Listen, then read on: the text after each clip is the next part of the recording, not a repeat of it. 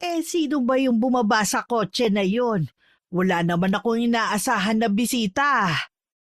Aling Susi, parang si Randy. Oo nga, si Randy. Oo nga, Tinay.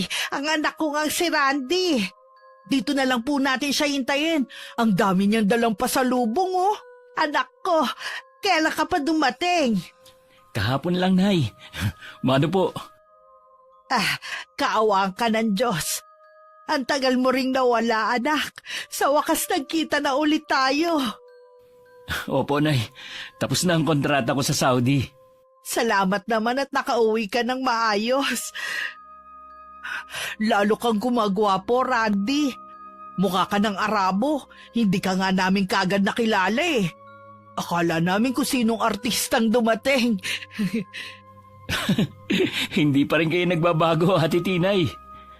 Sige, maiwan ko muna kayong mag-ina. Kanina pa naman ako nandito eh. Tsaka na lang ulit tayo magkwentuhan, ha? Lagi pa rin palang pumupunta dito si Ate Tinay.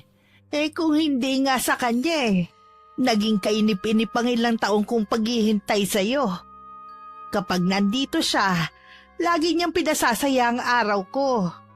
Malaki pala ang utang na loob ko kay Ate Tinay kung ganon. Bigyan niyo na lang siya ng chocolate. Bakit nga pala hindi mo isinama ang mag-iina mo? Masakit po kasi ang tiyan ni Marilyn eh. Ang mga anak naman namin ayaw sumama kung hindi kasama nanay nila.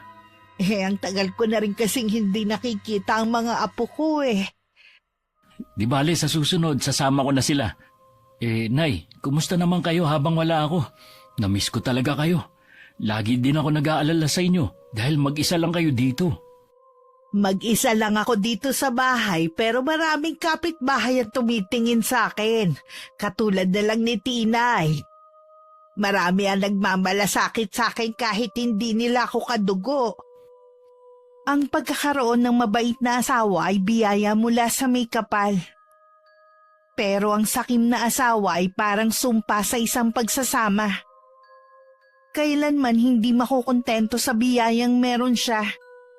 Ang labis na kasakiman, madalas sumahantong sa kapahamakan ng mga mahal sa buhay.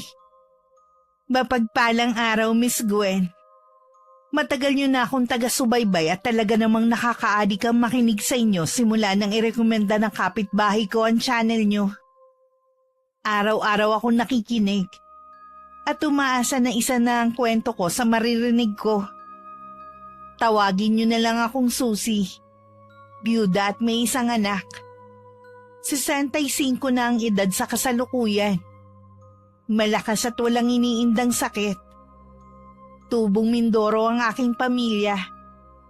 Pero dito na kami sa Pampanga naninirahan dahil taga rito ang nasira kong asawa. Maaga akong nabiyuda. 30 pa lang ang edad ko noon. Mula nang mamatay sa aksidente ang asawa ko, hindi ko na ulit ibinaling ang atensyon ko sa ibang lalaki. Na kahit ilang buwan pa lang siyang namamatay noon, marami na ang nagpapalipad hangin sa akin. Buong buhay ko, inilaan ko na lang sa nag-iisa kong anak. Kung ano-ano ang pinasok kong trabaho para mapagtapos siya sa pag-aaral. Hanggang sa nakapag-asawa siya at hindi nagtagal nakapag-abroad. Ano po ba ang pinagkakaabalahan niyo? Tumatanggap pa rin ako ng mga tahiin. Malaking tulong din kasi yun sa pang-araw-araw ko. Hindi ba kayo binibigyan ni Marilyn ng pera? Paminsan-minsan. Anong paminsan-minsan? Dapat po buwan-buwan kayong nakakatanggap sa padala ko ah. Yun ang sabi ko kay Marilyn eh. Hayaan mo na anak. Ang mahalaga naman naaalala niya akong bigyan. Totoo din ba na ayaw niyong tanggapin yung cellphone na pinabili ko kay Marilyn? Hindi ko naman kailangan ng cellphone Hindi naman ako marunong gumamit nun. Ayos na sa akin yung luma ko. Kaya ako yung pinabili para matawagan ko kayo. Para makapag-video call tayo. Gusto ko kasing malaman ang kalagayan niyo. Naging maayos naman ako sa loob ng ilang taon Patawarin niyo ako, Nay. Akala ko kasi hindi kayo pinababayaan ni Marilyn. Naniwala naman ako sa kanya na sinunod niya lahat ng billing ko. Anak, ayokong aawayin mo ang asawa mo dahil sa nalaman mo, ha? Naiintindihan ko naman ang asawa mo kung bakit niya yung ginawa. Nakukonsensya lang ako. Dahil kung saan namamasyal ang pamilya niya at kumakain gamit ang perang pinapadala ko. Samantalang kayo, nagtitiis lang mag-isa rito. Kahit naman yayain ako ng asawa mo, hindi naman ako sasama sa kanila. Alam mo naman na hindi ako mahilig mamasyal. Mas nag-e-enjoy ako makipagkwentuhan sa mga kapitbahay. Naku, Nay, tinuturuan pa kayong maging tsismosa ng mga kapitbahay natin eh. Hindi naman, anak. Nay, ayusin niyo mga gamit niyo. Isasama ko na kayo pauwi ng bahay. Wag na, iho. Baka maging pabigat lang ako sa inyo doon. Nakikiusap ako sa inyo, Nay. Ang tagal nating hindi nagkita. Hayaan niyo naman na makabawi man lang ako sa inyo. Pwede ka namang dumalaw-dalaw dito eh. Iba pa rin yung nakakasama ko kayo araw-araw. Baka bumalik uli ako sa Saudi. Gusto ko lang sulitin na makasama kayo. Sige na nga. Baka matagalan na naman bago tayo magkita. Sige na po, ayusin niyo na yung mga gamit niyo. Dahil sa kagustuhan kong makasama ang anak ko kahit may pag-aalinlangan sa aking puso, pinagbigyan ko na rin ang hiling niya. Bago umalis, nagpaalam pa ako sa mga mabait kong kapitbahay na parang pamilya na ang turing ko. Mangiyak-ngiyak pa si Tinay na yumakap sa akin at nagbilin na dumalaw ako sa kanila. Ibinigay ko naman sa kanya ang chocolate na pasalubong sa akin ng anak ko. Siya na lang kako ang mamigay sa mga kapitbahay. May isang oras din bago kami nakarating sa bahay ng anak ko na ilang beses ko na rin napuntahan. Pero madalas nasa labas lang ako ng gate. Dahil ayaw akong papasukin ng aking manugang. Pagdating hindi maitago ni Marilyn ang pagkagulat na makita ako. At napasulyap pa siya sa malaking bag na dala ng anak ko. Agad niyang niyaya si Randy sa isang saradong silid para kausapin ng sarili na. Anong ibig sabihin nito, Randy? Mula ngayon, dito natitira si Inay. Ha? Di ba ayaw naman ng nanay mo dito? Ayaw niya? O ikaw ang may ayaw? Dapat, ipinaalam mo muna sa akin. Hindi yung nagdedesisyon ka na lang basta. Ngayon lang ako babawi sa nanay ko. Tapos kokontrahin mo pa? May pamilya ka na. Dapat kami ang priority mo, hindi ang nanay mo. Malaki naman tong bahay ah. Hindi naman magiging pabigat sa atin ang inay ko. Ang point ko lang naman kasi, mawawalan tayo ng privacy bilang pamilya. Hindi ibang tao ang nanay ko. Kararating mo lang, mag-aaway na ba tayo agad? Ikaw lang naman ang gusto makipag-away eh. Baka akala mo hindi ko alam ang ginawa mo. Puro kasinungalingan lang pala mga sinabi mo sa akin tungkol kay Inay. Hayaan mo muna akong magpaliwanag. Hindi na kailangan. Tanggapin mo na lang ng maluwag sa loob mo na dito natitira si Inay para kalimutan ko na rin ang ginawa mo. Sige na nga, huwag na natin tong pag-awayan. Kailangan sulitin natin ang bakasyon mo. Huwag ka na nga pala magluto. Sa labas tayo kakain. Ay, gusto ko yan. May alam ako na restaurant na masarap ang pagkain. Ay, teka, tatawagan ko lang ang mga magulang ko at mga kapatid. Huwag mo na silang tawagan dahil tayo lang ang kakain sa labas. Randy, ngayon mo lang naman sila makakasama pagkatapos ng ilang taon. Gusto mo bang magtampo ang mga magulang ko? May iba pa naman pagkakataon eh. Sige na nga, bibihisan ko lang ang mga bata. Pinagbihis din ako ng anak ko dahil kakain daw kami sa labas. Tinanong pa niya ako kung saan ko gustong kumain. Sinabi ko na lang na kahit saan basta pagkain Pinoy. Sakay ng Grab nakarating kami sa isang simpleng kainan. Napansin ko namang kanina pa walang kibo si Marilyn. Mukhang ayaw niya akong kasama. Dahil narinig ko kanina sa bahay na tinanong niya ang anak ko kung bakit kasama pa ako. Habang naghihintay ng mga order namin, nagpaalam lang akong pupunta sa banyo. Oh, akala ko ba tayong pamilya lang ang kakain sa labas?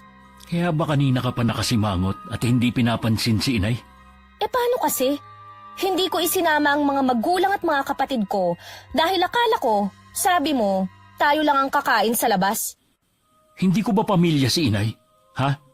Kayo nga ng pamilya mo kung saan-saan kumakain at namamasyal. Hindi nyo man lang maalala na yayain ng inay na alam mong nag-iisa lang sa bahay. May narinig ka ba sa akin? Ha? Ilang oras pa lang nating kasama ang inay mo? Ilang beses na tayong nagtatalo dahil sa kanya. Ikaw ang may problema, hindi si inay. Mula pa kanina, pinakita mo na ang tunay mong ugali pagdating sa nanay ko. Akala ko pa naman tanggap mo siya at aalagaan kapag nasa malayo na ako. Hindi na nga ako magkanda-ugaga sa pag-aalaga sa mga anak natin eh. Pag-aalagain mo pa ako sa nanay mo. Sana man lang kahit ibinigay mo mga kailangan niya. Pero anong ginawa mo? Ultimo maliit na halaga na pinaaabot ko sa'yo, hindi mo ibinigay. Akala ko ba, hindi mo na yan uungkatin kapag pumayag ako na sa atin tumira ang nanay mo? Ayusin mo kasi ang ugali mo. Ayokong tatratuhin mo na parang ibang tao si inay. Oo na. Pabalik na ako sa lamesa namin nang makita ko na parang nagtatalo ang mag-asawa. Bago ko makalapit, tumigil na rin sila. Ilang sandali pa dumating na ang mga order namin. Pinagsilbihan naman ako ng anak ko. Inalok niya ako ng lahat ng mga nakahain sa mesa namin. Salamat anak ha. Kumain ka na rin. Nay, kung may gusto pa kayo, magsabi lang kayo o orderin natin. Ang dami nga nitong in-order mo eh. Mauubos kaya natin to. Pwede naman nating iuwi kapag hindi naubos. Kumain lang po kayo, Nay. Halos lahat po ng in-order ni Randy paborito nyo. Oo nga eh. Oh, mga apo, bakit hindi kayo masyadong kumakain? Ay naku, Nay. Hindi po kasi nila gusto ang pagkain dito eh. Di sana sa iba na lang tayo kumain. Doon sa gusto ng mga apo ko. Di kayo naman po ang hindi nakakain. Alam kasi namin na pagkain Pinoy lang ang gusto nyong kainin. Pasensya ka na, iha, kung medyo maselan ako sa pagkain, ha? Hindi nyo kailangang humingi ng pasensya, Nay. Marami pa naman pagkakataon para kumain sa ibang restaurant na gusto naman nila. Pilitin na lang natin na ubusin ang pagkain. Sayang din kasi ang mahal pa naman. Hindi lang ang mga apo ko ang tamilmil sa pagkain, pati ang manugang kong si Marilyn. Halata sa ekspresyon ng mukha niya na hindi niya gusto ang pagkain. Kahit masarap naman ang mga pagkain at paborito ko pa ang ilang putahe, nawalan na rin ako ng gana. Ipinabalot na lang ni Randy ang natira at inuwi namin. Nag-enjoy naman ako dahil nakasama ko ang anak ko at mga apo. Pagdating sa bahay, agad na ako nagpunta sa silid na ibinigay sa akin. Kumain lang naman kami sa labas, pero napagod agad ako. Naiiling na lang ako dahil parang pinapaalala no na tumatanda na ako. Mahal, matutulog ka na ba? Hindi pa naman. Bakit? Kachat ko kasi sina mama. Tinatanong nila kung kailan daw tayo magbabakasyon. Gusto raw nilang pumunta ng Palawan eh.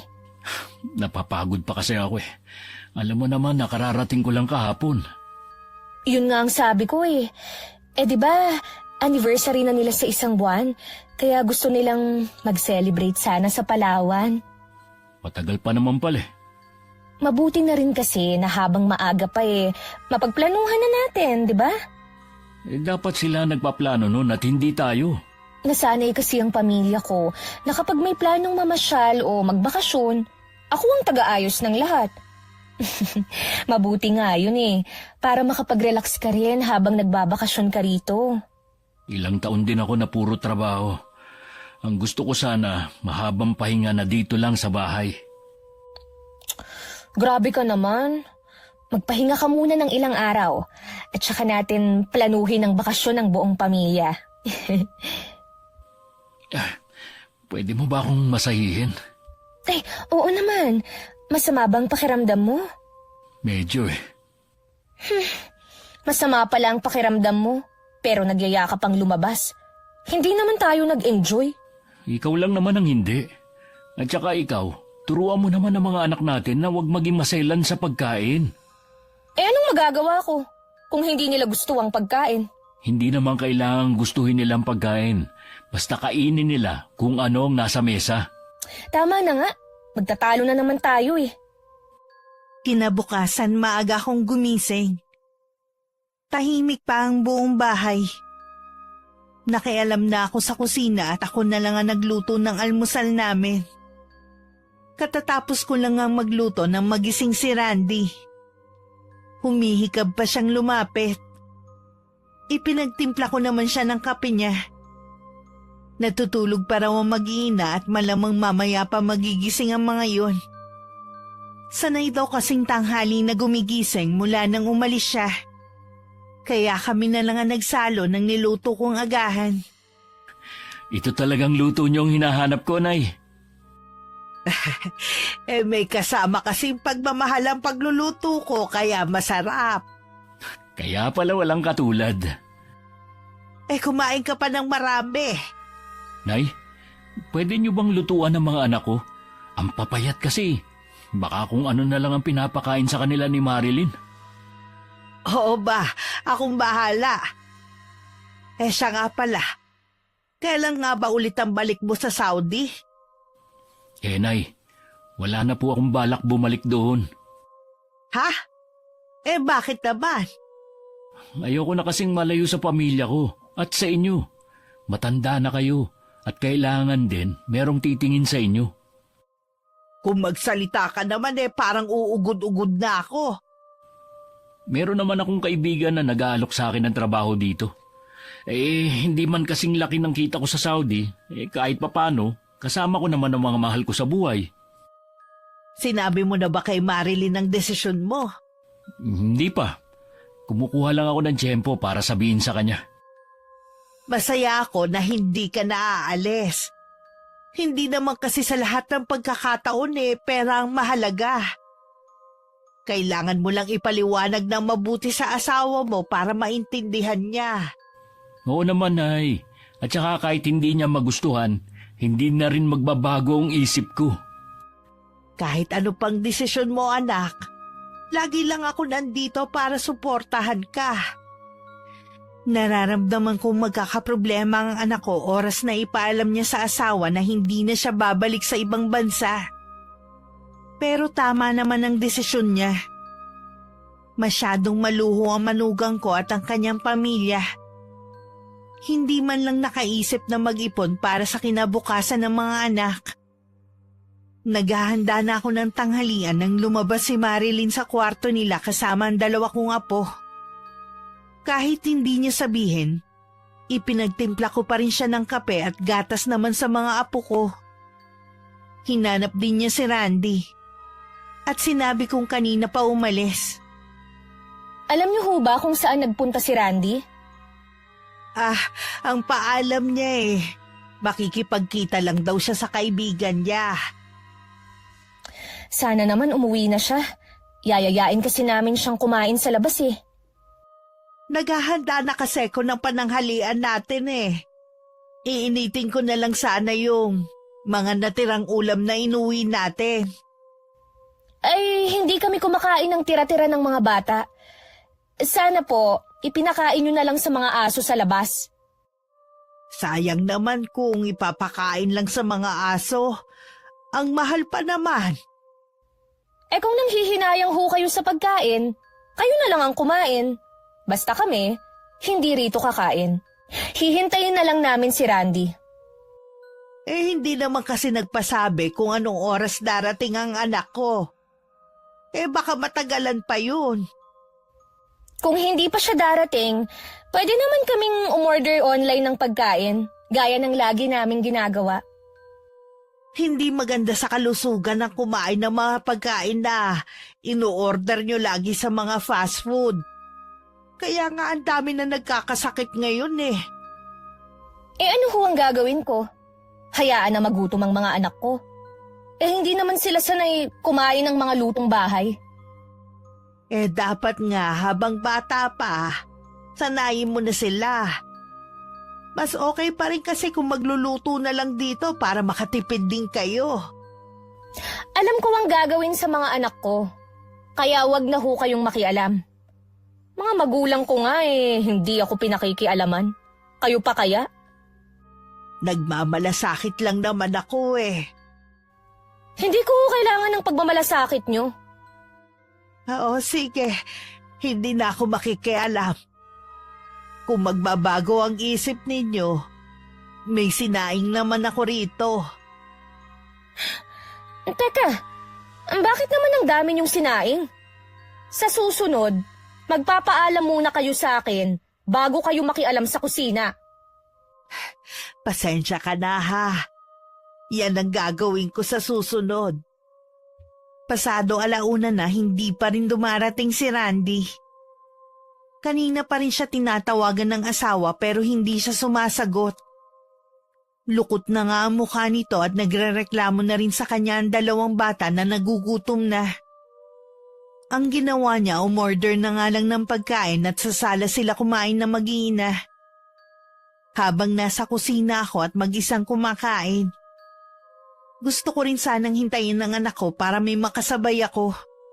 Kaya lang nagugutom na rin ako. Ilang sandali lang dumating na rin si Randy. Nagtaka pa siya na bakit sa sala kumakain ng mag-iina. Umorder na lang kami ng pagkain. Kanina pa nagugutom ang mga bata eh. Bakit kasi ang tagal mo? Yayayain ka sana namin kumain sa labas eh. May hinintay pa kasi akong isang kaibigan eh. Na-traffic siya. Kaya na-late sa usapan namin. Bakit nga pala tayo dito kumakain? Gusto kasing manood ng TV ng mga bata habang kumakain eh. Si Inay nga pala. Ngayon, nasa kusina. Baka kumakain na rin. Bakit hindi mo man lang inaalok ng pagkain nyo? Aalukin ko? Hindi naman siya kakain ito. Kahit na. Sana inalok mo pa rin. Kumain ka na ba? Hindi pa nga eh. Sabayan mo na kami ng mga bata. Marami naman ang in-order ko eh. Hindi na. Sa kusina na lang ako kakain. Yung mga tira lang ang ininit ng inay mo. Ayos lang. Sayang naman kung itatapon lang yun. Sige, ikaw ang bahala.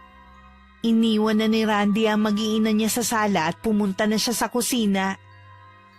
Narinig ko naman ang boses niya kaya alam kong dumating na siya.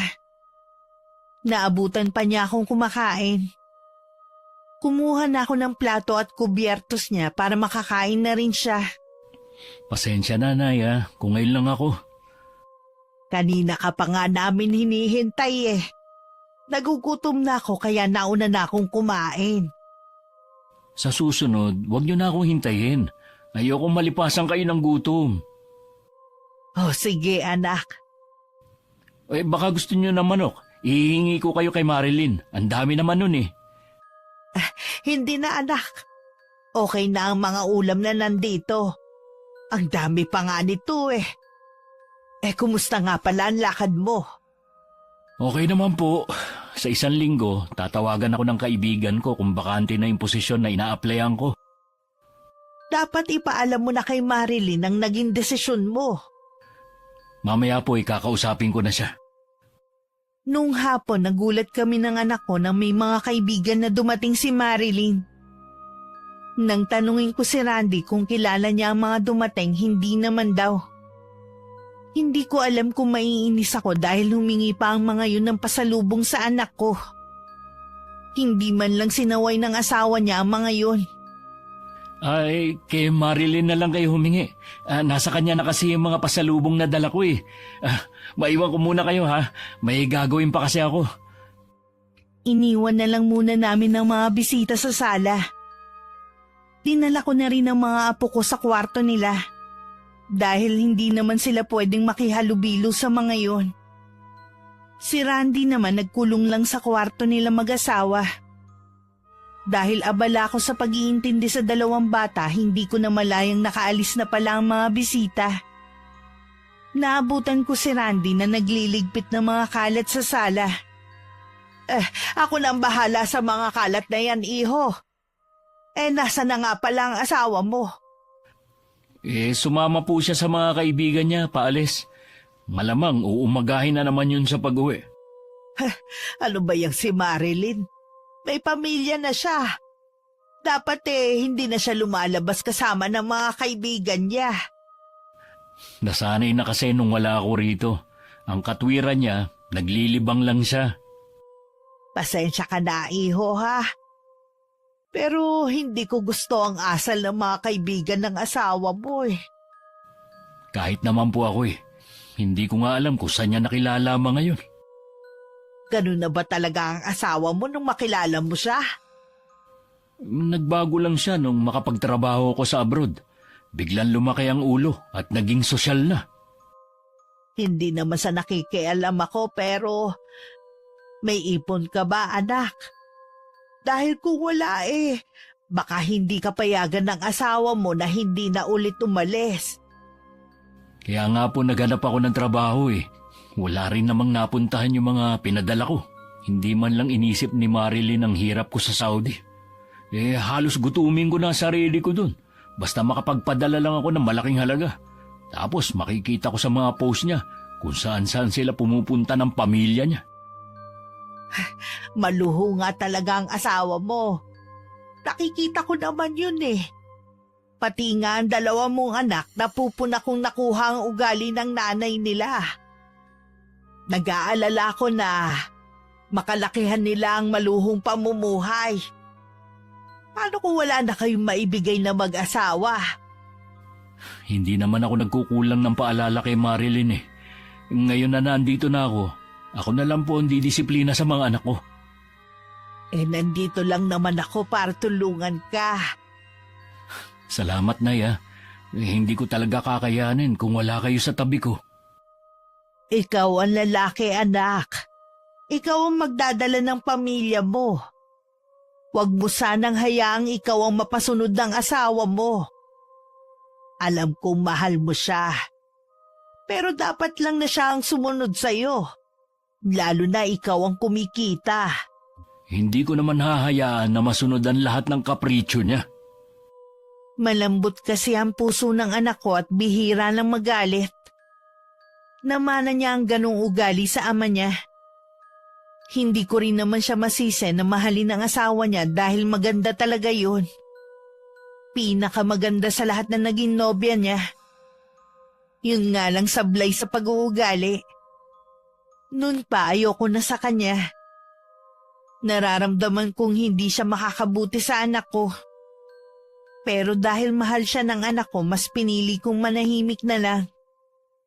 Gaya nga ng sabi ni Randy, mag-uumaga na nang dumating si Marilyn. At hapon na siya nagising. Gusto na sanang makipag-usap sa kanya ng anak ko pero isiningit na naman ito ang tungkol sa pamilya niya. Mahal, kinukulit na ako ng mga magulang ko kung kailan daw tayo magpapalawan. Kung gusto niyo magpalawan, di bahala kayo. Ano bang klaseng sagot yan, ha?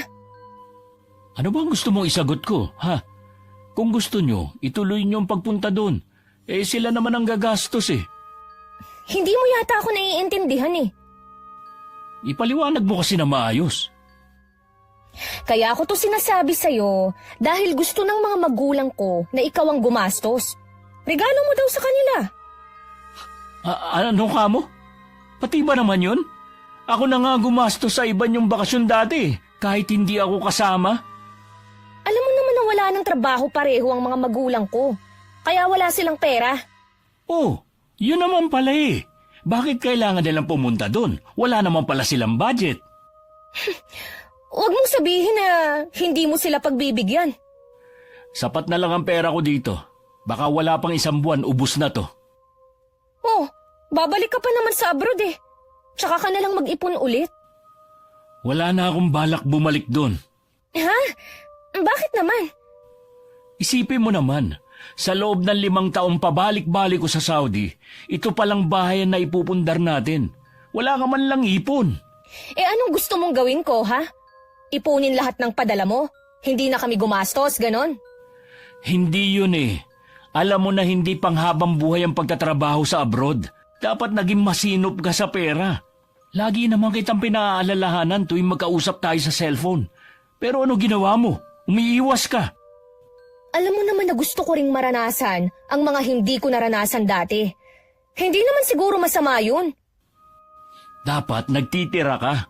Pati kasi pamilya mo nakikinabang sa padala ko. Pero nanay ko, pinagdadamuta mo. Oh, anong mangyayari sa atin ngayon kung hindi ka nababalik sa Saudi? Naghanap na ako ng trabaho dito. Randy, magkano lang ang magiging sahod mo dito kumpara sa trabaho mo sa Saudi? Wala ka na rin magagawa dahil hindi na ako pumirma ng kontrata bago ko umuwi. Pambihira ka naman, Randy. Nandun ka na nga, mas ginusto mo pa rin dito. O kung gusto mo, ikaw na lang magtrabaho doon. Ang gara mo palang mag-isip eh. Ako ang babae. Gusto mo, ako ang magtrabaho sa atin. Para maranasan mo kung paano ang buhay doon.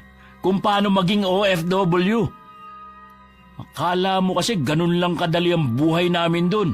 Hindi ako namumulot lang ng pera na pinadadala sa'yo. Sana man lang pinahalagahan mo. Tapos naman na yun. Hindi na natin maibabalik ang mga nagastos ko. Paano ko ba to ipapaliwanag sa mga magulang at mga kapatid ko? Sabihin mo sa kanila na wala na kamo silang magagatasan. Yan ba ang tingin mo na ginawa nila, ha? Ay, hindi ba? Teka nga, kailan ka pa naging madamot sa pamilya ko, ha? Simula nang malaman ko na pinagdadamutan mo ang nanay ko. Sus, pasalamat ka nga eh. Binibigyan ko pa siya ng pera. Malakas pa naman siya. Bakit hindi siya magtrabaho? Para hindi siya laging nakaasa sa'yo. Nag-iisa lang ang nanay ko. Samantalang kayo ng pamilya mo, pati na mga kapatid mong pamilyado na, umaasa na rin sa akin. Pinakisamahan ka ng maayos ng pamilya ko. Tapos ngayon, susumbatan mo ko dahil sa kanila. Baka naman nakakalimutan mo. Bumait lang naman sila sa akin nung nakapag-abroad na ako. Bukas ang pinto ng kwarto at malakas na rin ang boses nila kaya naririnig ko ang pagtatalo nila. Nasa kwarto lang kasi ko ng mga apo ko at sinasamahan sila sa paglalaro. Tama naman ang mga sinabi ng anak ko. Bumait lang ang pamilya ni Marilyn sa anak ko nung mag-abroad siya. Sobra kung maliitin nila ang anak ko dahil mula lang kami sa mahirap na pamilya. Ilang beses din nilang pinaglayo ang dalawa pero pinaglaban nila ang kanilang pagmamahalan. Kahit dalawa na ang anak nila nun, hindi pa rin tanggap ang anak ko. Nang sumunod na araw, naging bisita ni Randy ang biyanan niyang lalaki. Tinanguan lang ako nito bilang pagbate. Iniwan ko na muna sila sa sala para makapag-usap. Wala nun nang mag-iina at may pinuntahan. Totoo nga palang sinabi ng asawa mo na dito mo na pinatira ang nanay mo. Mag-isa na lang kasi si inay sa bahay namin, kaya pinauwi ko na siya rito. Sa isang tahanan kasi, iho, kailangan isa lamang dapat ang reyna. Ang inaalala ko lang, baka pagmulan nyo ng problema ng anak ko ang pagpapatira mo sa nanay mo dito sa bahay nyo. Hindi naman inaagawan ng trono ni inay si Marilyn.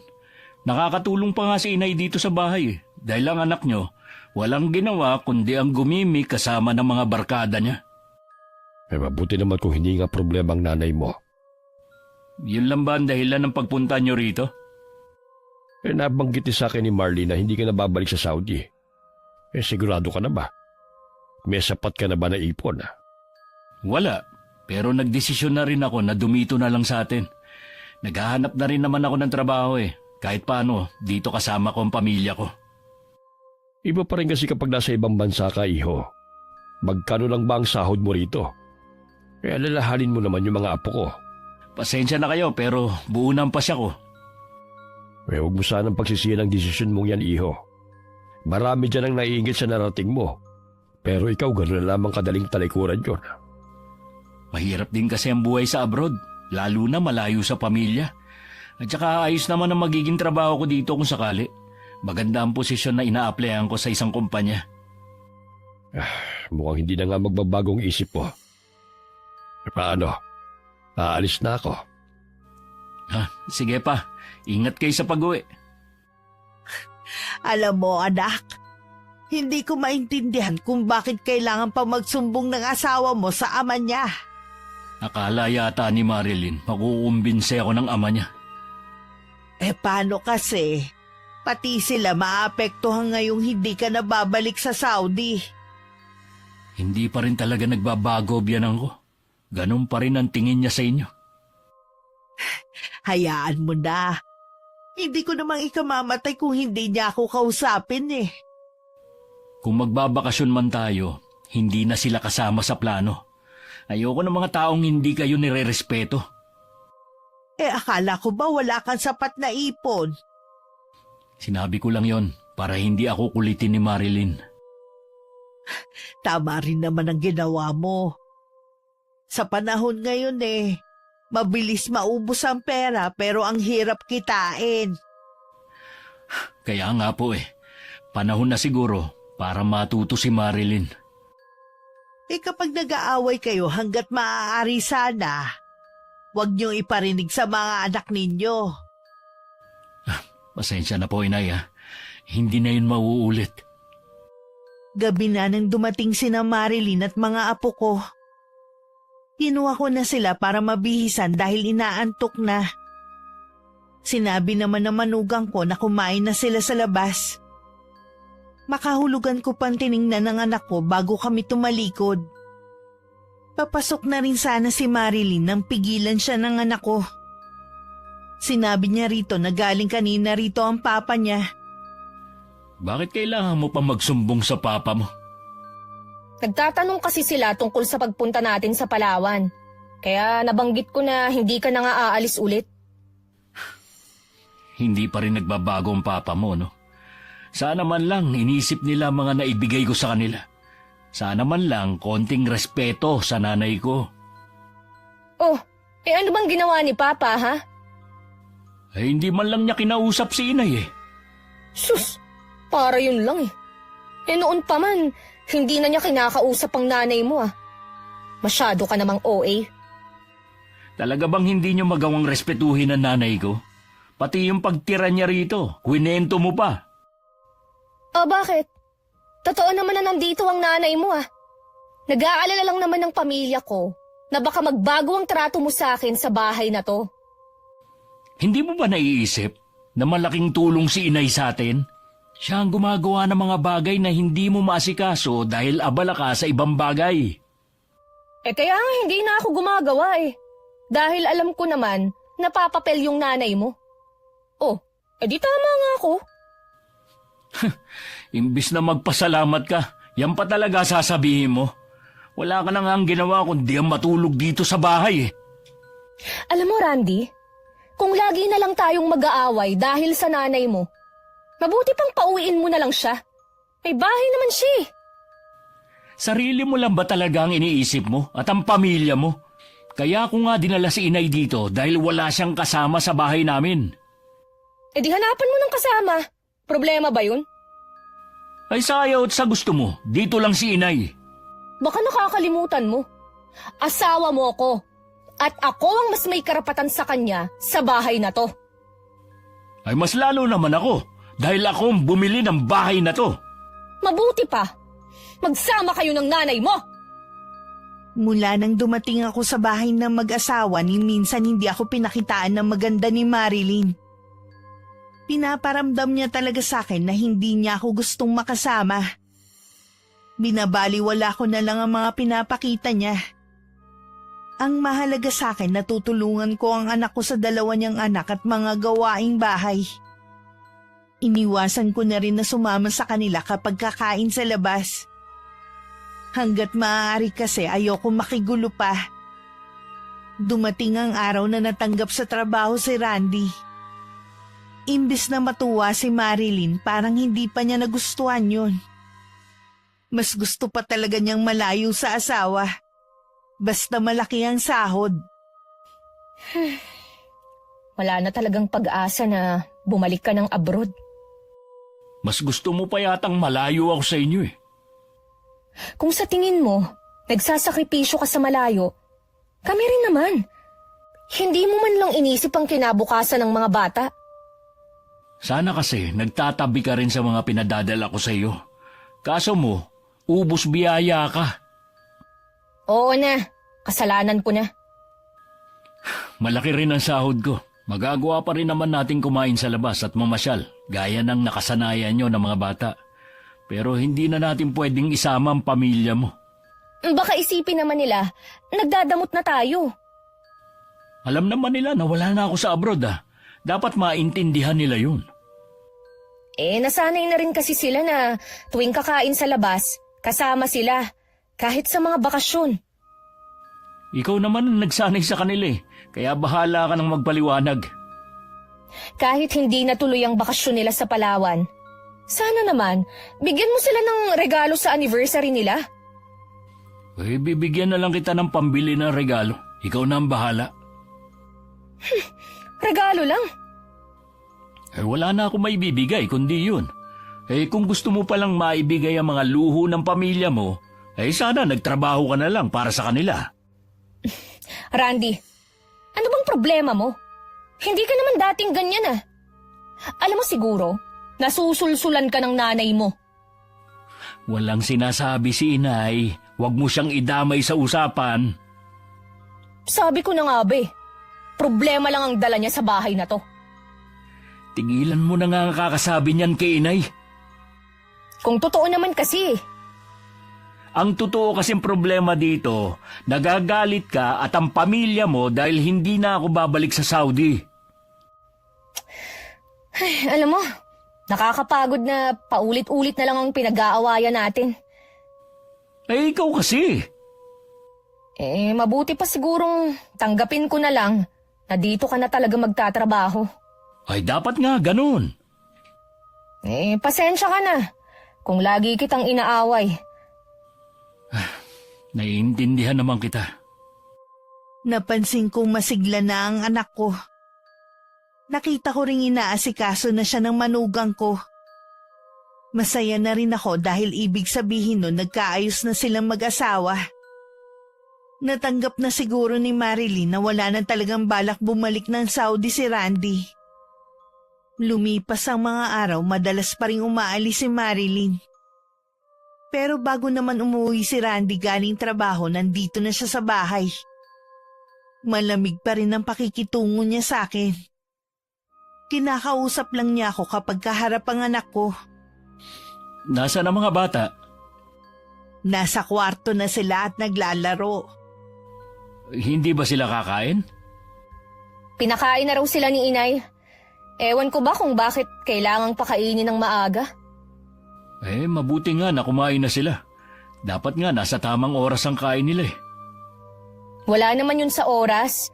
Basta ang importante, kumakain bago matulog. Ang mabuti pa kumain na tayo. Masamang pinaghihintay ang grasya. Oo nga. Kanina pa rin naman ako nagugutom. Sa dami kasi ng trabaho, nakalimutan ko magmerienda. Nako, hindi ka dapat nagpapalipas ng gutom sa trabaho. Kanina lang naman yun. Dapat siguro nagbabaon ako ng sandwich. Minsan kasi hindi na ako pumupunta sa kantin Hayaan mo. Bukas gagawan kita ng sandwich na babaunin mo. Salamat, mahal siya nga pala. Nabilang mo na ba ng regalo mga magulang mo? Oo, kanina lang. Ang plano na nga lang nila kumain sa labas. Mas okay nga yun Sabi ko nga sa kanila, dapat sila lang dalawa. Huwag na akong isama ang mga kapatid ko. Maiba nga pala ako. May trabaho na ba si Kuya Ted?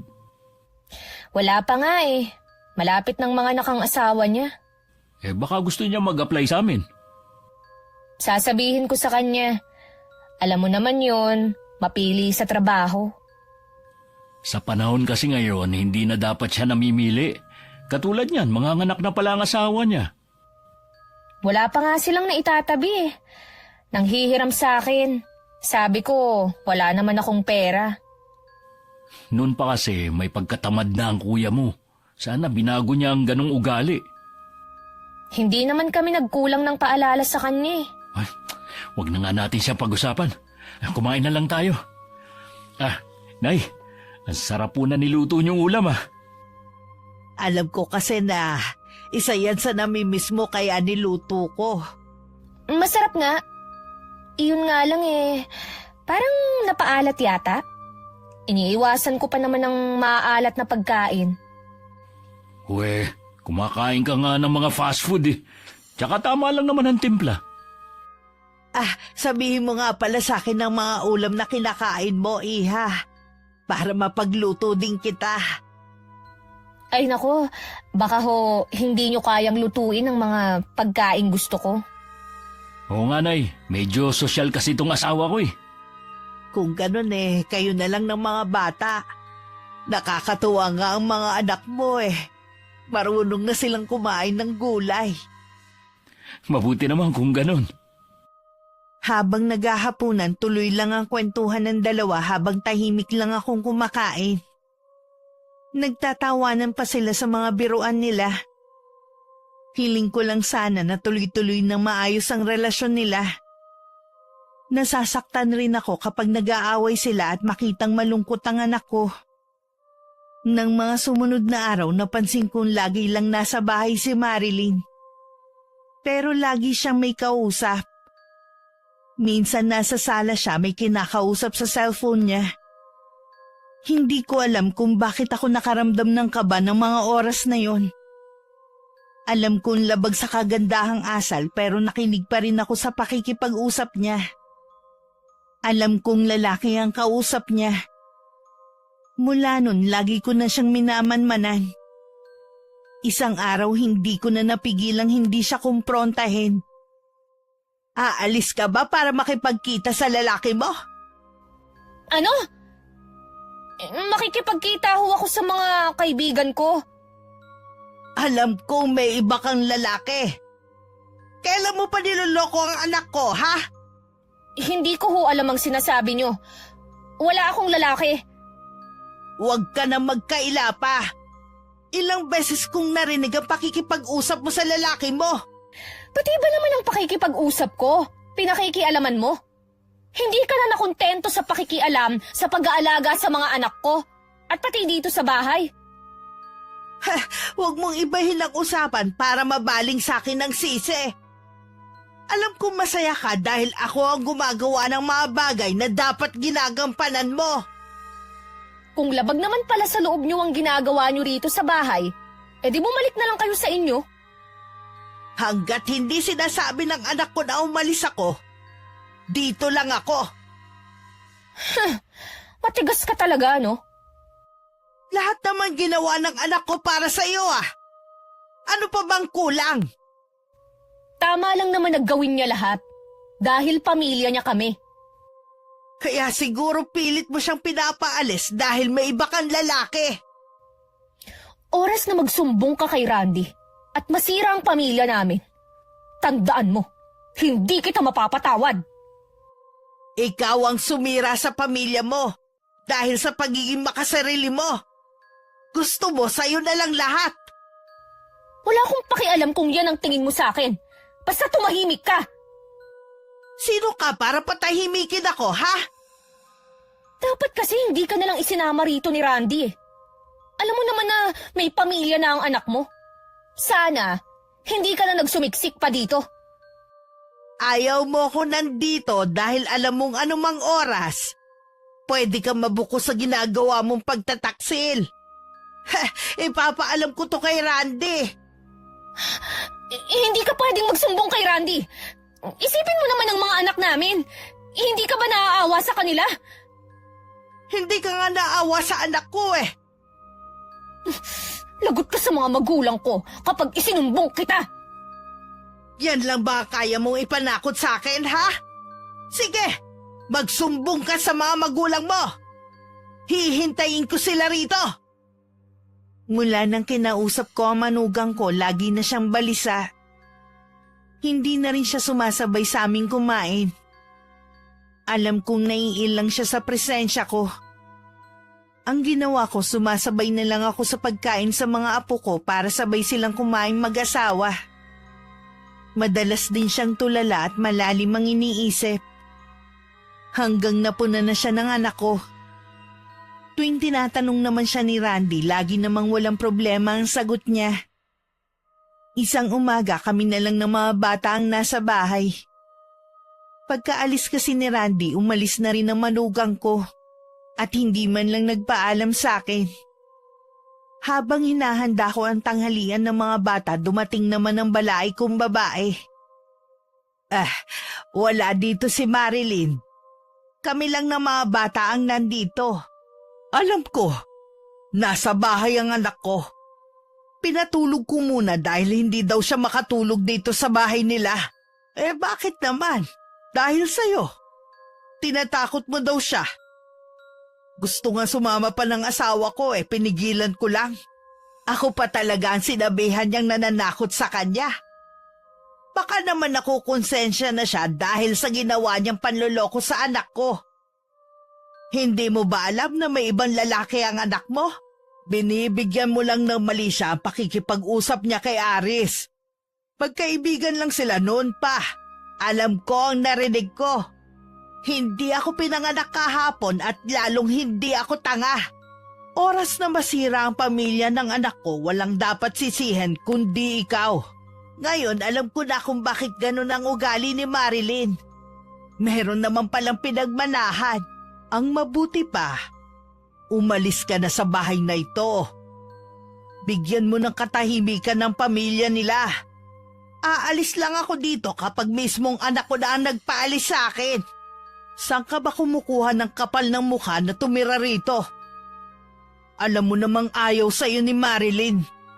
Kayo, saan ba kayo kumuha ng kapal ng mukha para magpasasa sa perang padala ng anak ko? Bigay sa amin ng anak ko yun. At wala kang pakialam doon. Pwes wala ka rin karapatang sitahin ang pagtira ko rito. Sige lang magmatigas ka. Hintayin mo na pumunta dito ang asawa ko. Ano ba magagawa ng asawa mo, ha?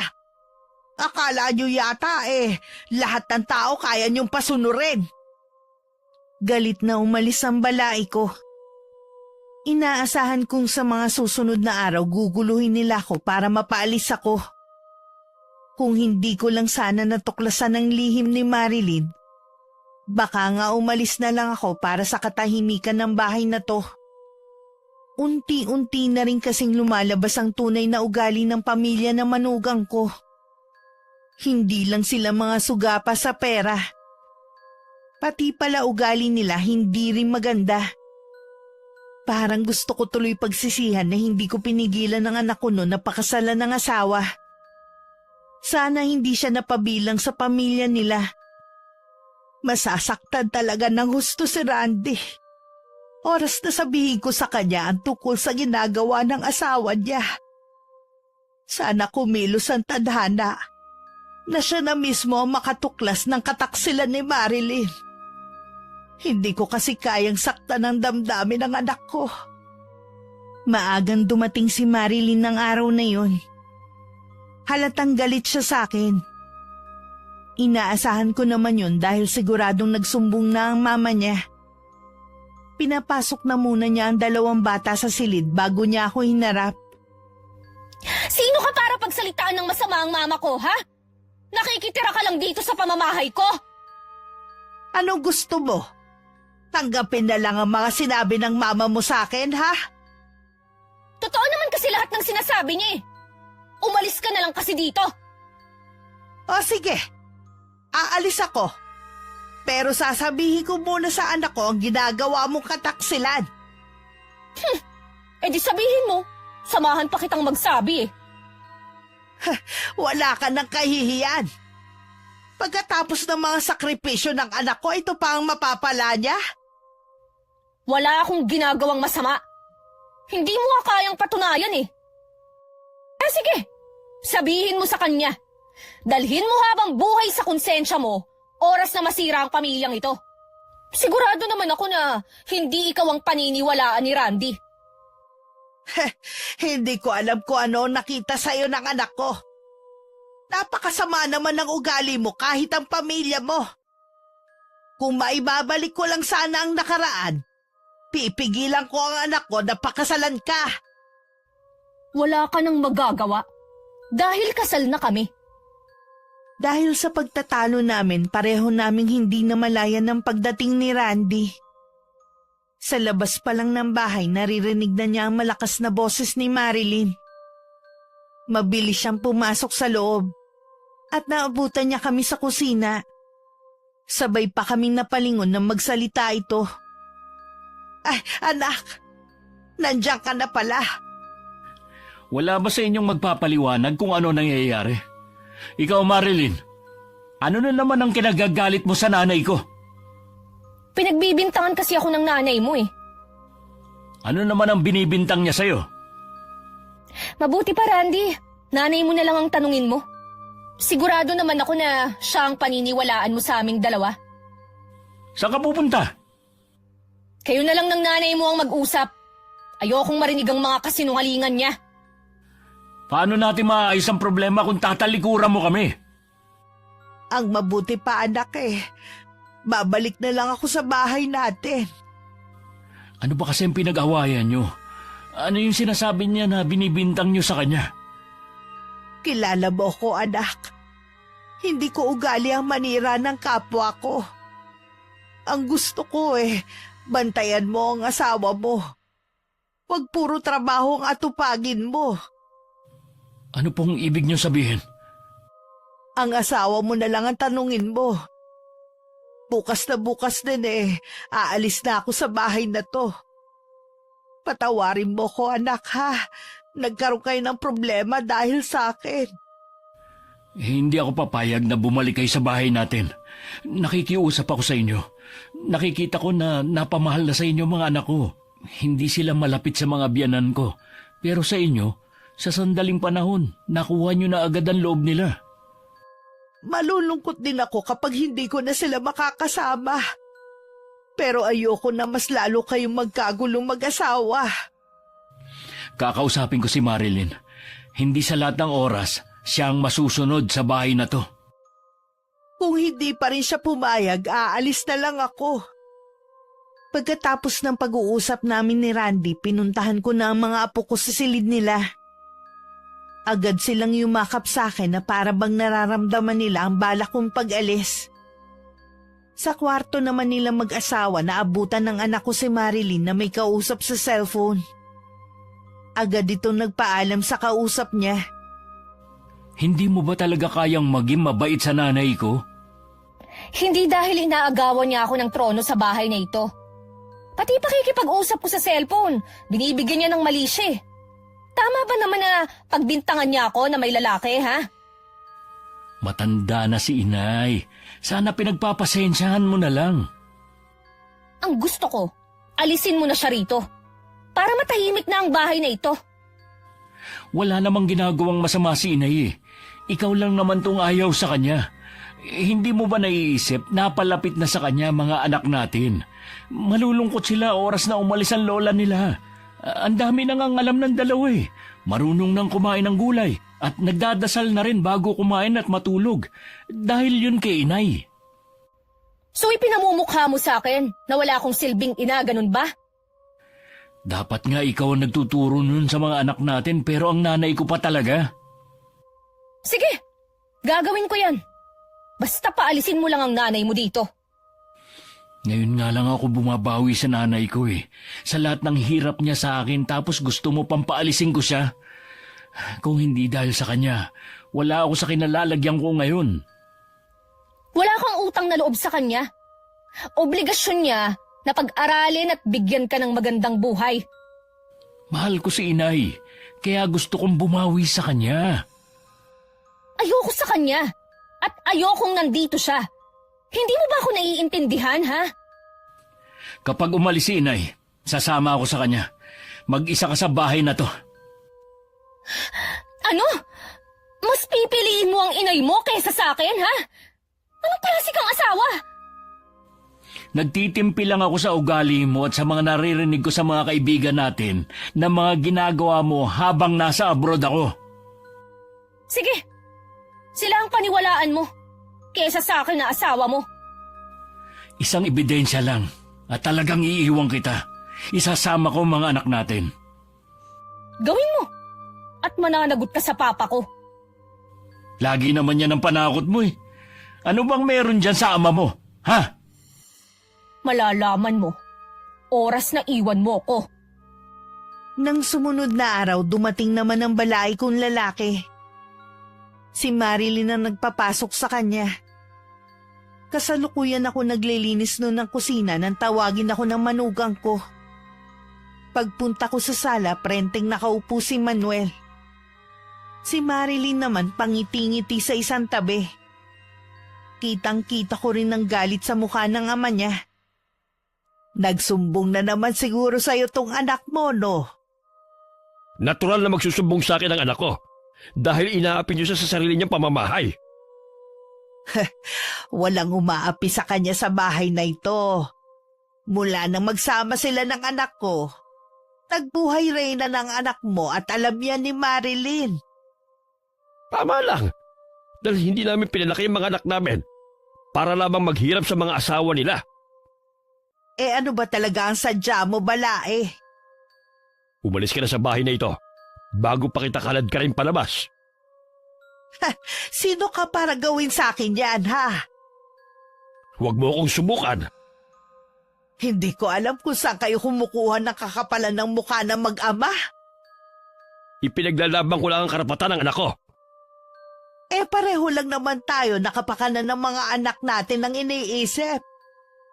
Sana kung nagmamalasakit ka sa pagsasama nila, pagsabihan mo yung anak mo na maging tapat naman sa anak ko.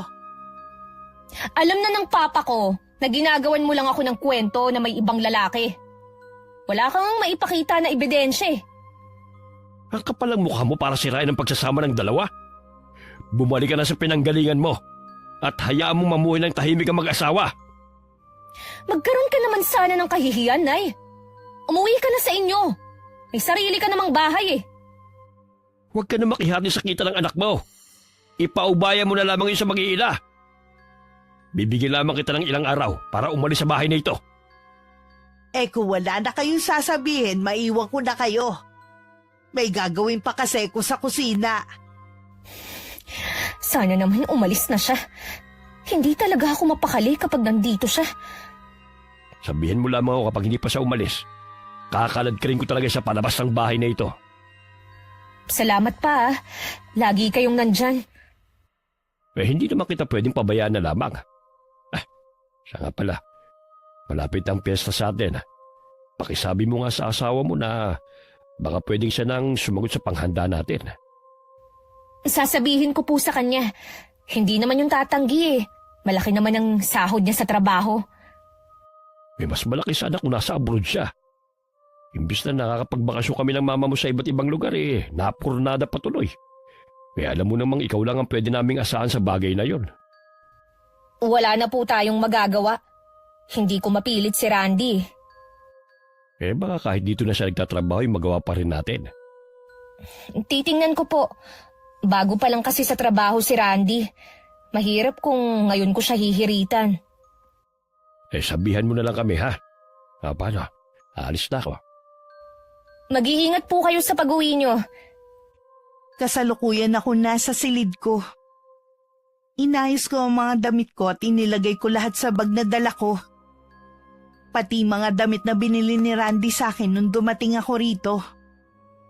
Napangiti pa ako nung maalala ko kung paano niya patagong binigay sa akin ng mga to. Maging ang mga alahas na binili pa niya nung nasa Saudi siya. Alam kong hindi niya ako papayagan kaya aalis ako ng palihim. Nakakaramdam na rin kasi ako ng hiya sa pananatili ko rito. Ayoko na rin dagdagan ng kahihiyan ko. Kung sakaling kalad ka rin ako ng balai ko. Kinabukasan madilim pa umalis na ako sa bahay nila. Dahil walang pasok ng araw na yun si Randy, tanghali na siyang nagising. Nagtaka pa siya dahil hindi niya ako nakita sa kusina. Sa pag-aakalang nasa silid ako, pinuntahan niya ako ron. Nakita niyang bukas ang kabinet at wala ang mga damit ko. Hindi aalis si inay nang walang dahilan. Hindi ko alam. Dahil hindi naman kami nag-uusap ng nanay mo. Baka naman kasi may sinabi ka sa kanya.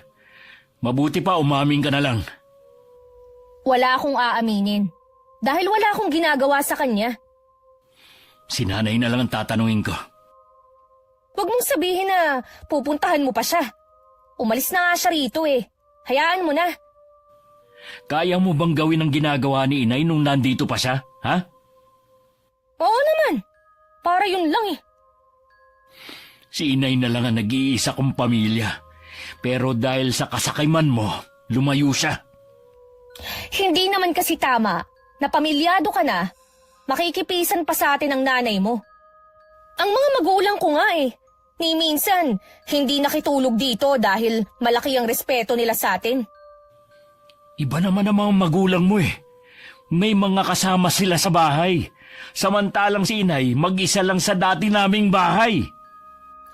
Nakikiusap naman ako, Randy. Huwag mo na siyang pabalikin dito.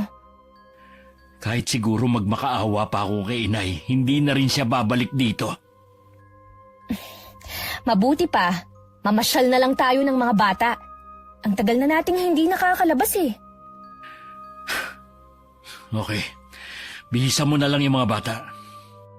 Nang mga sumunod na araw, napilitang gumising na maaga si Marilyn para maghanda ng almusal ng mag-aama.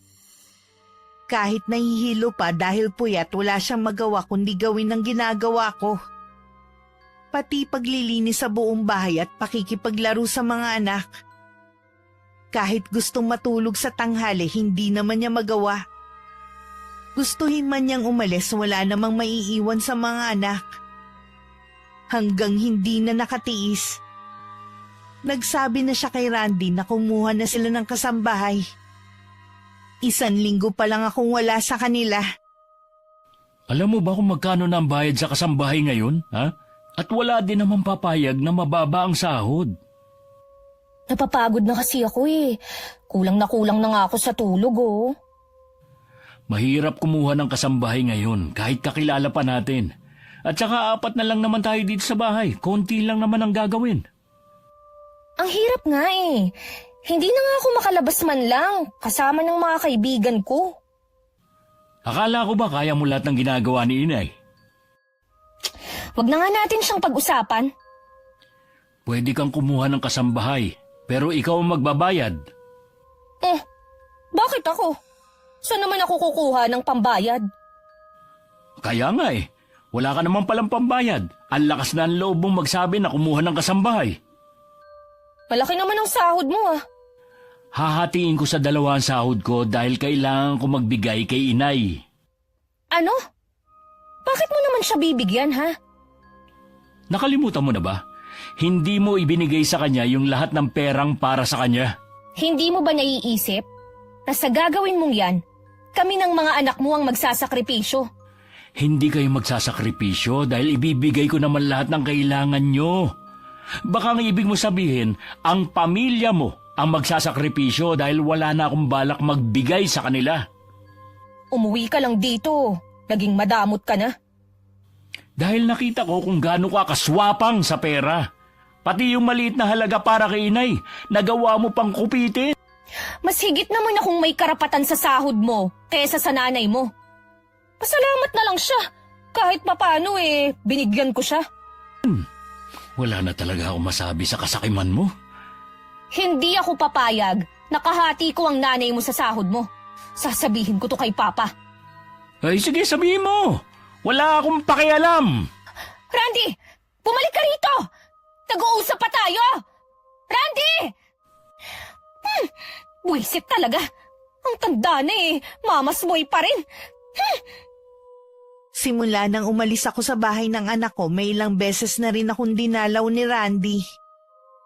Naikwento ko na rin sa kanya ang ginawang pakikipag-usap sa akin ng mga magulang ni Marilyn. Kung paano nila ako sinabihan na umalis sa bahay na yon.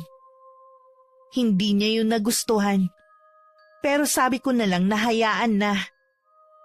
Nang araw na yon, hindi ko inaasahan ng pagdating ng anak ko. Ganong oras kasi nasa trabaho siya. Mas lalo ako nag-alala nang makita ko ang malaking pasa sa mukha niya.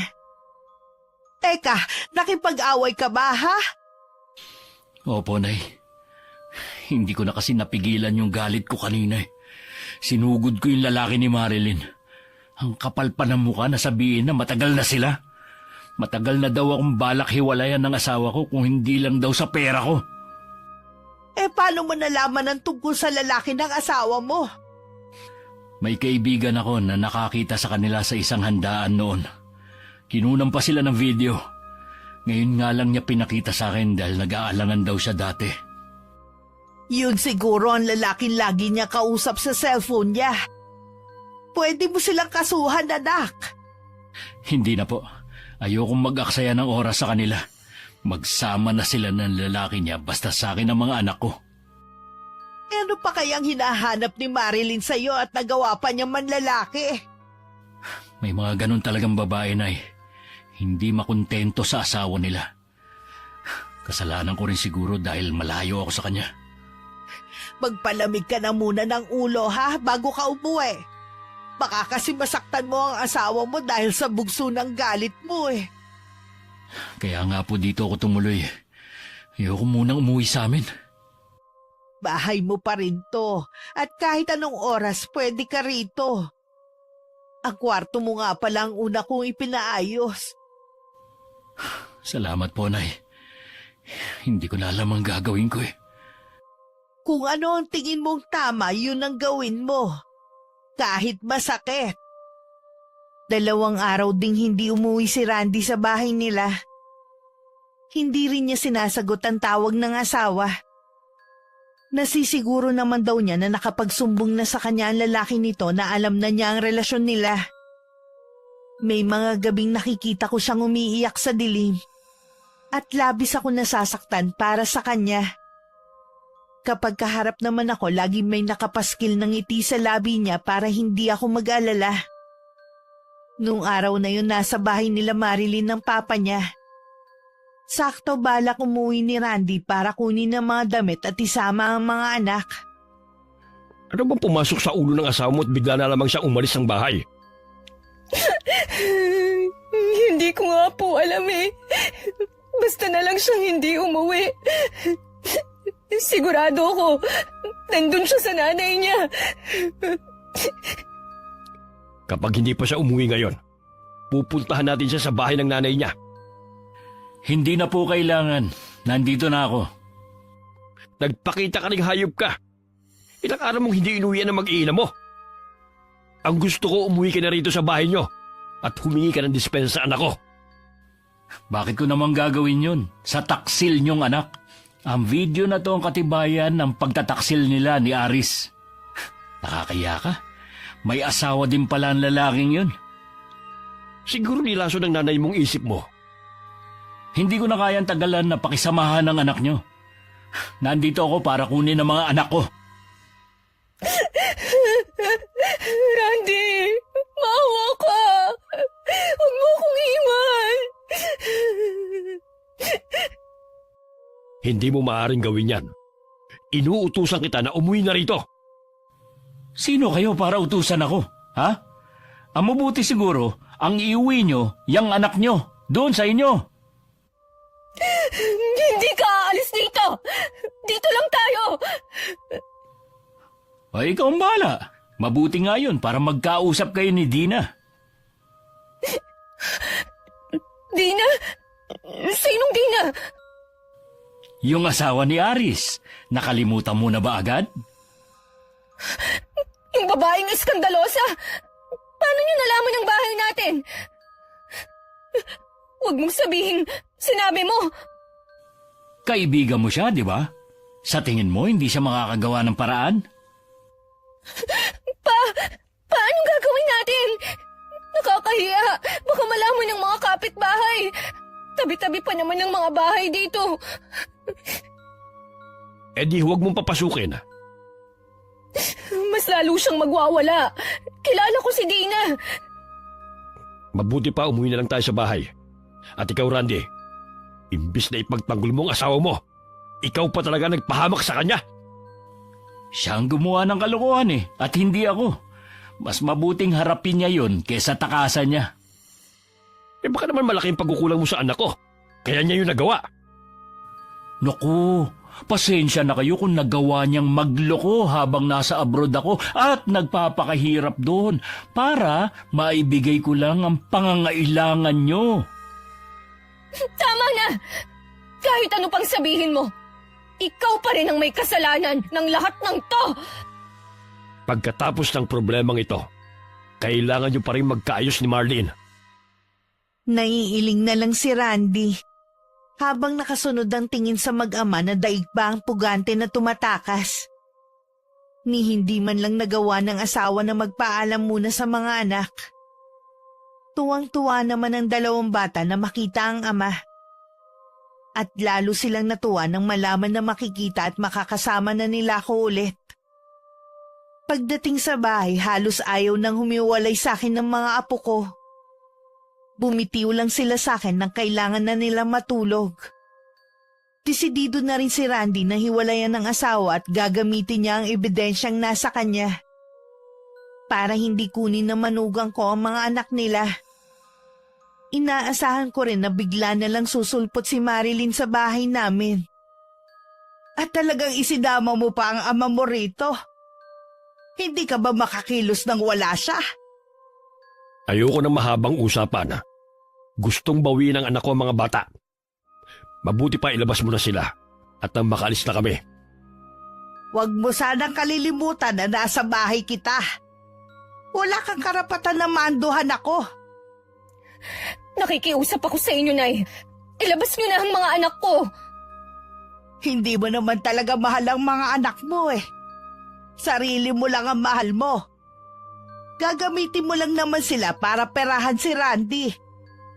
Kung ako sa iyo huwag mo na silang kunin para hindi ka nakasuhan ng anak ko. Alalahanin mo nasa hustong gulang na ang mga bata para mamili kung kanino sila sasama. Huwag ka mag-alala, anak. Gagawa tayo ng paraan. Gusto ko pong makausap si Randy. Hindi ka rin niya haharapin. Gusto ko lang pag-usapan namin ang tungkol sa mga bata. Hintayin mo na lang na kontakin ka niya. Bibigyan ko lamang hanggang bukas ang anak mo para makipag-usap sa amin. Dahil kung hindi, magsisisi siya. Hindi rin naman sineryoso ni Randy ang pagbabantang yun ng biyanan niya. Ayaw talaga ng anak kong makipagkita sa asawa kahit kinausap ko siyang makipagkita. Para pagkasunduan ng tungkol sa mga anak nila. Lumipas ang 1 linggo na wala kaming balita kay Marilyn at sa pamilya nito. Nakahinga naman kami ng maluwag at walang iniisip na baka manggulo na naman ang mag-ama. Dahil sa hindi na pagbigyan ng gusto. Lingid pala sa amin may ibang pinaplano ang balai ko. Hindi ko muna pinapapasok dito sa kwarto mo ang 2 bata. Sabi ko masama ang pakiramdam mo at baka mahawa sila. Hindi ko nga po alam kung bakit tuwing hapon nilalagnat ako Ngayon naman, naninikip ang dibdib ko. Dapat nagpapacheck up ka na. Baka kung ano na yan Galing na ako sa doktor kanina. Pina-check up ko na ang baga ko at nagpa-laboratory na rin ako. Okay naman ang resulta Magpapatingin pa rin ako sa ibang doktor. Gusto ko lang masiguro na tama ang resulta ng test sa akin. Maliban sa pananakit ng katawan, ano pa bang nararamdaman mo? Hindi ako makatulog sa gabi. Kahit antok na antok ako, parang may pilit na gumigising sa diwa ko. Tsaka kapag nakahiga ako, parang may tumutusok na maliit na karayom sa balat ko. Pinipigilan ko na nga lang na mapasigaw sa sakit Parang alam ko na ang nangyayari sa'yo. Ano po kaya ang sakit ko? Wala kang sakit, anak. May kumukulam sa'yo. Po? Sino kaya ang gumawa nito sa akin? Hindi kaya si Marilyn? Malalaman natin kapag nagpatawag tayo ng albularyo. Ipapatawag ko ang tiyuhin ni Tinay. Magaling na manggagamot yon at malupit sa mga gumagamit ng karunungang itim. Hindi niya sasantuhin ang gumawa nito sa'yo. Sige po, Nay. ipatawag niyo na siya. Hirap na talaga ako eh. Ayaw makita ko ng mga anak ko na nasa ganitong kalagayan. Nung gabing yun, dumating si Mang Berto. Agad itong nagsagawa ng orasyon para labanan ng kumukulam sa anak ko. Meron siyang inilagay na malapad na dahon sa noo ni Randy.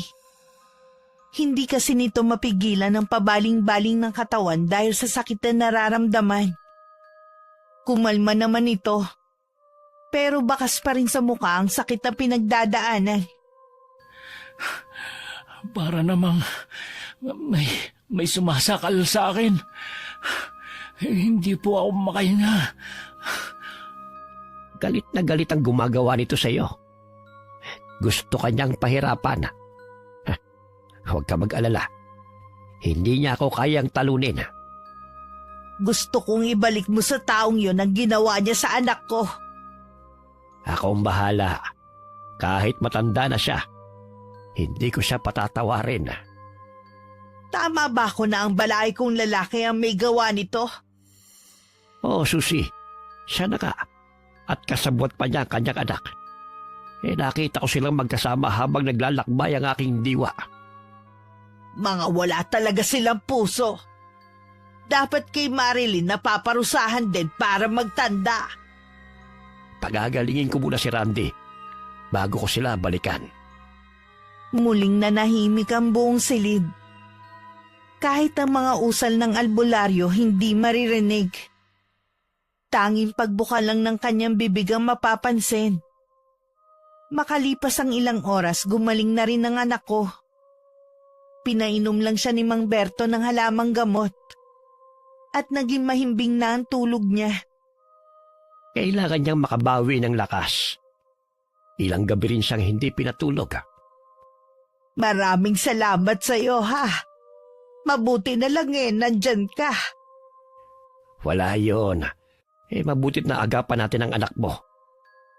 Ang mangyayari sana sa kanya na hindi natuloy, sa taong yon mangyayari. Nang mga sandaling yun, natataranta naman sina Marilyn sa nangyayari sa papa niya. Kanina pa sumasakitan siya nito. Naglalabasan na ang mga ugat sa kamay, leeg at sa muka. Humihingi na po ng tulong sina mama at kuya. Dadalhin na po namin kayo sa ospital. Hindi ako mapapagaling ng mga doktor. Nabigo ako, anak. Natalo ako. Ano pong ibig niyong sabihin? May magaling na albularyong nagpagaling kay Randy. Ibinalik niya sa akin ang sumpang ginawa ko. Nalaman po kaya nila na kayo ang nasa likod ng nangyari kay Randy? Oo, anak.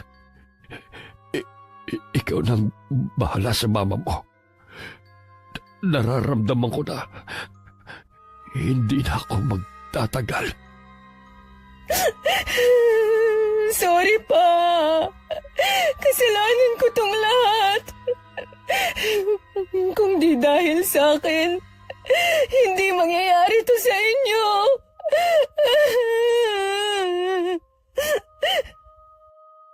Dahil sa kasakiman, kaya tayo umabot sa ganito. May pagkakataon ka pang magbagong buhay, anak. Huwag mong sayangin ang pagkakataon. Pakayanin niyo po. Labanan niyo ang nangyayari sa inyo.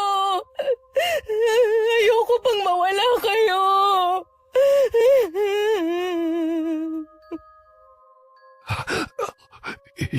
Hindi ko na kaya, anak.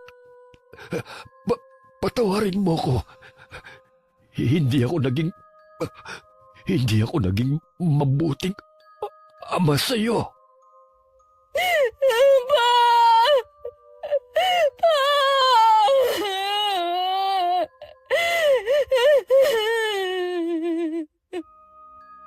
Lumaki pa ng lumaki ang tiyan ni Manuel hanggang sumambulat yun. Tumalsik pa kay Marilyn ang ilang bahagi ng laman loob nito at kumalat pa sa buong silid. Nagtitili na lang siya hanggang dumating ang ina at mga kapatid. Kahit sila nabigla sa nadatnan, ilang sandali ring tulala lang silang lahat. Naging tikom din ang bibig ng pamilya nila sa tunay na ikinamatay ni Manuel. Makalipas nga ang 1 buwan, nagpunta si Marilyn sa bahay namin. Hindi naman ako nagulat sa itsura niya. Kung gaano siya kaganda nun, kabaliktaran na ngayon. Nawala ang kinis ng balat niya na dating mala porselana. Malaki rin ang nabawas sa timbang niya. Yun ang epekto ng kulam ni Mang Berto. Wala na pala ang papa ko. Nabalitaan nga namin. Pasensya ka na kung hindi kami nakapunda. Nailibing na kasi ang ama mo nung mabalitaan namin. Ayos lang. Bakit ka nga pala nandito? Gusto ko lang humingi ng tawad sa mga nagawa ko sa inyong kasalanan. Nagsisisi na po ako. Pinatatawad na kita. Ikaw pa rin naman ang ina ng mga anak ko. Pinapatawad na rin kita.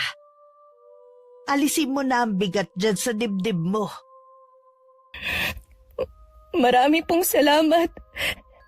Napakabuti niyo.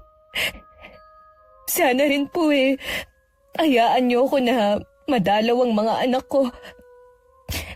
Gusto ko pong iparamdam sa kanila na nagbago na ako at mahal ko sila. Hindi kita inaalisan ng karapatan sa bagay na yan. Pero sana, huwag ka nang umasa na magkakabalikan pa tayo. Huwag kang mag-alala, Randy. Hindi ko hihilingin yun. Para lang talaga sa mga bata. Sana rin po mapatawad niyo na rin ang papa ko. Nagbayad na siya sa ginawa niyang kasalanan, sapat na yun. Sana lang matahimik na ang kaluluwa niya nasan man siya ngayon.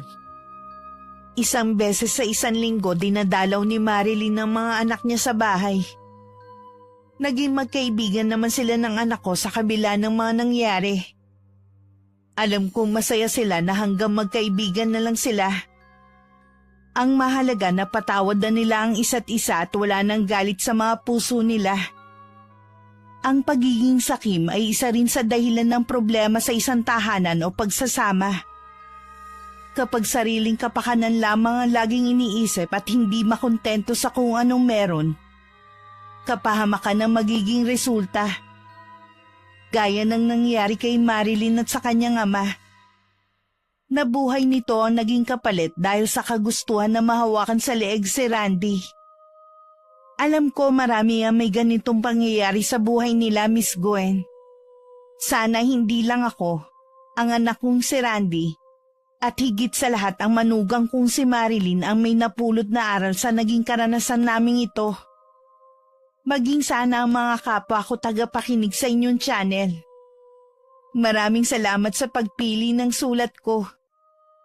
Wakas. Okay, shoutout po tayo. Shoutout kay Miss Ami Yong. Hi kay Janelle Lasam. Hi kay Prot from Cebu City. Hi kay Jamaica Solas.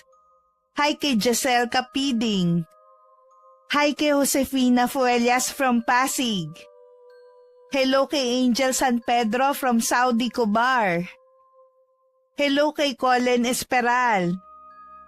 Shoutout sa Barangay Bigyan, Polilo, Quezon na laging nakikinig. Maraming salamat sa inyo. Hi kay Amori Saceda from Saudi. Hello kay John Roy Reyes.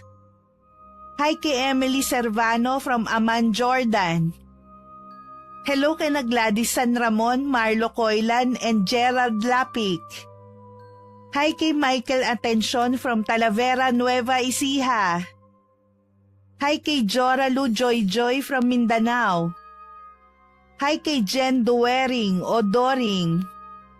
Hello kay Grace Coronel from Batangas.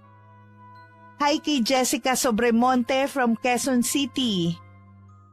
Hello kay Rosemary Lagunsad. Hi kay Nikki Dasoy from Rizal, Kalinga. Hello kay Inday Anong. Hi kay Corazon Dumaulaw. Shoutout sa Galindez family and Ramos family. Hello kay Rosemary Casonete. Hi sa John Lea family. Hi kay Cassie Barcelona from Bahrain. Shoutout sa Mahinay family and Espaliona family. Shoutout sa Bakay Onera family. Hello kay na Ma'am Jonaline Nisperos Rivera at Germaline Gakayan na masugid natin taga-subaybay. Maraming salamat po. Hello kay Marilyn Gasha sa Andre from Cagayan Valley. Hi kay Maylin Acedron from Saudi. Hello kay Margie Gianga from Kuwait. Shoutout sa Benny Dals PH from Abha, Riyadh. Hi kay Raquel Laure from Muntinlupa City. Hello kay Loida Padayogdog. Hello kay na Raquel Hasigawa, her husband Mitsuru and Uncle Buboy in Mexico, Pampanga.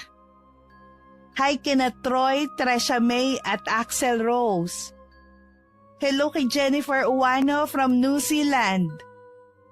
Hi kay Nerissa Molina. Hello kay Cherry Joy Totanes. And hi kay Arlene Castro Ramos. Maraming salamat po sa patuloy niyong pagsuporta at pakikinig. Ingat! God bless!